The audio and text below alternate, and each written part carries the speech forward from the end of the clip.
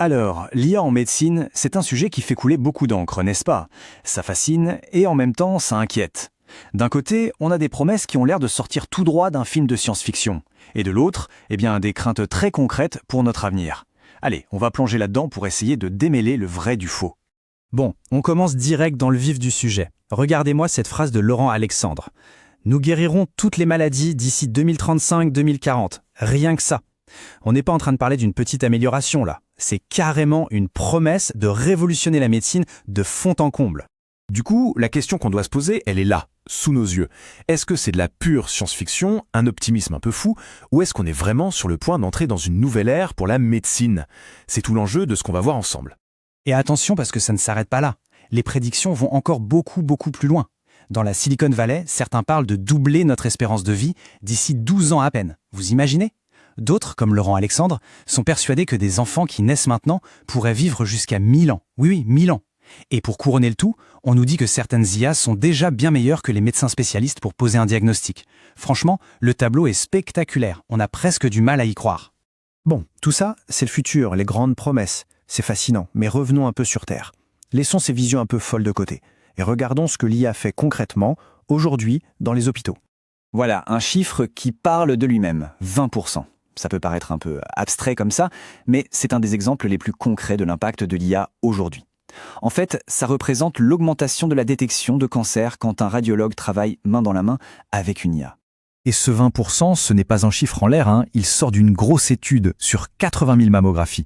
Et ce qu'elle montre, c'est que le duo radiologue plus IA, eh bien, il est plus efficace que deux radiologues qui travaillent ensemble. C'est ça qui est intéressant. L'IA n'a pas viré le médecin. Pas du tout. Elle est devenue son super assistant, en quelque sorte. Le résultat, un diagnostic plus rapide et surtout plus juste.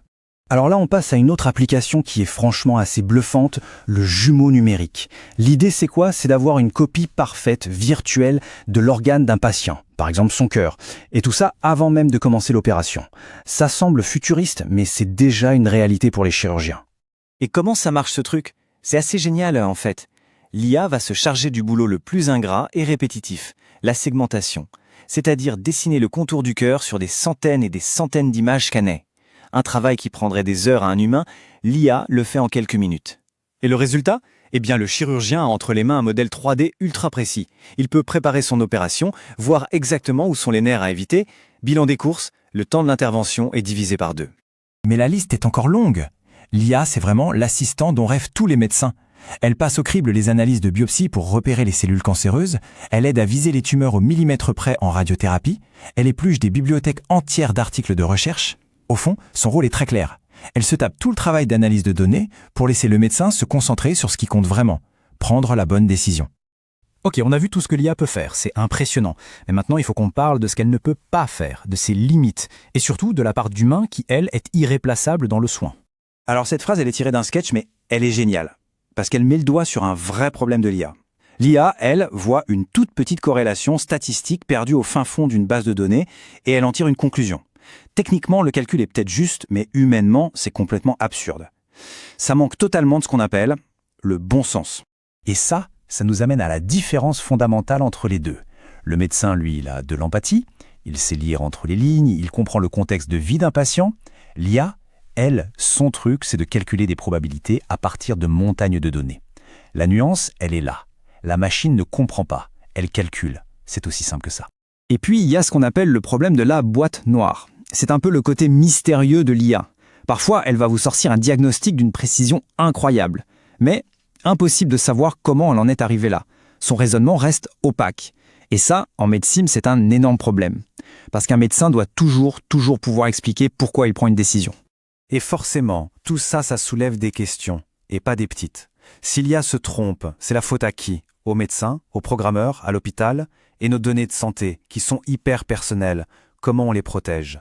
Sans parler du risque que l'IA soit biaisée. Si on l'entraîne avec des données qui ne sont pas représentatives, ces diagnostics pourraient être faux pour toute une partie de la population. Et puis, la grande question. Comment on fait pour que le médecin reste le patron et ne devienne pas juste celui qui appuie sur OK sans trop comprendre pourquoi? Alors, on a d'un côté des promesses dingues, de l'autre la réalité du terrain, et au milieu des questions éthiques super complexes. Comment on fait le lien entre tout ça? Eh bien, la réponse se trouve peut-être dans une nouvelle façon de voir la médecine. S'il y a une chose à retenir, c'est ça. L'avenir, ce n'est pas l'humain contre la machine. Faut vraiment sortir de cette idée. Il s'agit de créer un partenariat, une alliance où chacun apporte ce qu'il fait de mieux. Et cette phrase, elle résume tout. L'IA, son but, ce n'est pas de prendre la place du médecin, c'est de lui enlever toutes les tâches lourdes, répétitives, pour qu'il puisse se concentrer sur l'essentiel. En gros, elle lui donne ce qu'il y a de plus précieux, du temps. Et avec ce temps retrouvé, le médecin peut enfin se consacrer à tout ce qu'une machine ne saura jamais faire. C'est ce qu'on pourrait appeler l'art de la médecine, l'écoute, le dialogue, comprendre le patient dans son ensemble, pas juste sa maladie, créer ce lien de confiance qui est essentiel. L'idée est belle, non ? La machine s'occupe de la science pure, et l'humain, lui, se consacre à l'humain. Et on va se quitter sur cette question, qui est finalement la plus importante. Si on délègue de plus en plus la partie science aux machines, alors quel sera l'avenir de l'art de la médecine ? Comment on va le redéfinir, lui redonner toute sa valeur ? C'est sans doute là, dans cette question, que se cache le véritable futur de la santé.